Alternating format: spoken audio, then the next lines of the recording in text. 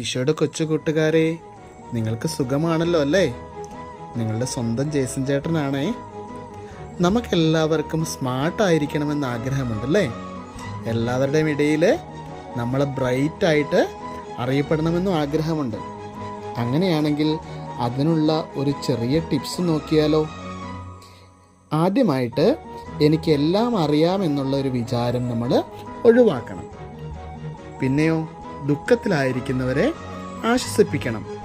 നമ്മുടെ കൂടെയുള്ളവർ ആരാണ് നന്മ ചെയ്യുന്നത് അവരെ നമ്മൾ സപ്പോർട്ട് ചെയ്യണം. എല്ലാവരോടും കരുണ കാണിക്കണം. നമ്മുടെ ഉള്ളിൽ കള്ളങ്ങൾ വെച്ചുകൊണ്ട് ഇടപെടാതിരിക്കണം. അതായത് സത്യസന്ധമായി പെരുമാറണം.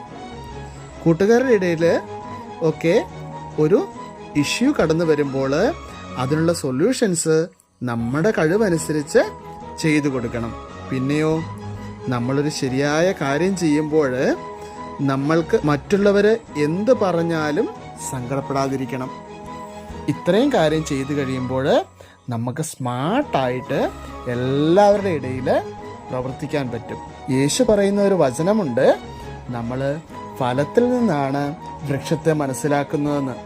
അതുകൊണ്ട് നമ്മളാകുന്ന വൃക്ഷത്തിൽ നിന്ന് നല്ല ഫലം പുറപ്പെടുവിക്കുവാൻ ഈശോയുടെ എല്ലാവർക്കും വേണ്ടി പ്രാർത്ഥിക്കുന്നു കേട്ടോ. ഈശോ അനുഗ്രഹിക്കട്ടെ. ആമേൻ.